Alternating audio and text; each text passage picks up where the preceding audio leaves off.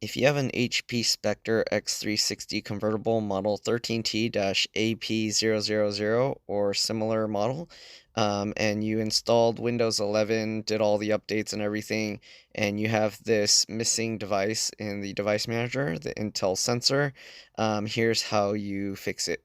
So first thing you want to do is right click that and then go to Properties. Then you want to go to the Details tab.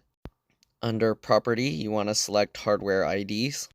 Right-click the value. If there's multiple, just right-click the first one and then select Copy. Then paste that into your favorite search engine. I just use Google. You should see something like this, HP Support Community, alright, Intel Sensor Driver. I didn't get a screenshot of the next step, but you want to scroll down to the accepted solution and then click the link to download the exe file, in this case SP75138. After that, just run the exe file, click next, accept and click next again, and next again, next one more time, install, finish, and that's it, you're done. Double check the device manager and make sure everything is good.